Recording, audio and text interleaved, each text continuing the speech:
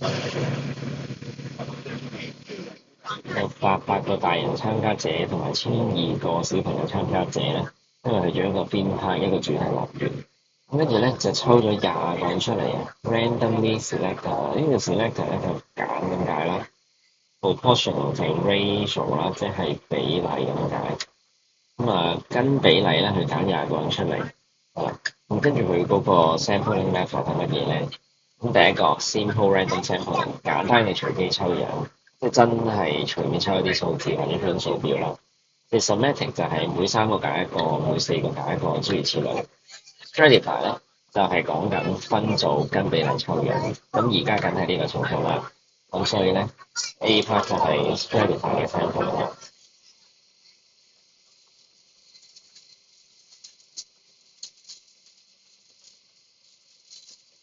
好啦，咁跟住到 B part 啦。咁 B part 咧問你係 probability 嘅 sampling 定係 non-probability 嘅 sampling？如果係 probability 嘅話咧，就係牽涉到一啲隨機性嘅。咁如果喺 non-probability 咧，就即係真係揀嘅。因為 probability 嘅意思咧就係概率啊嘛，係咪？好啦，咁而家你分咗組嘅，咁但係入邊都係有啲隨機性嘅，因為你話分咗組跟比例，咁但係入邊嗰20個點走出嚟嘅咧，咁都係抽嘅啫。咁所以咧，佢就係一個 probability 嘅 sample。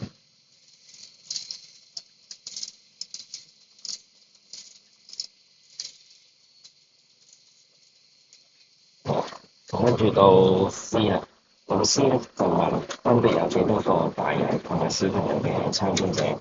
咁上堂都講過啦，如果我哋要揾某一個部分嘅話咧，首先我哋要知道佢佔咗幾多分之幾。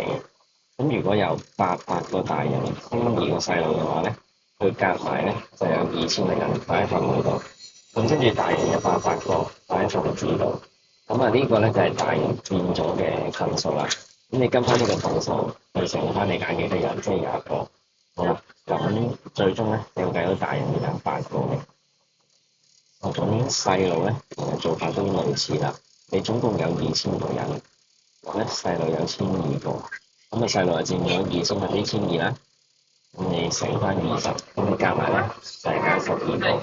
又或者啦，你亦都可以咧就20減8等於12嘅，因為夾埋要抽20個啊嘛，只有大人同細路，咁大人8個，細路減咗佢咪12個咯。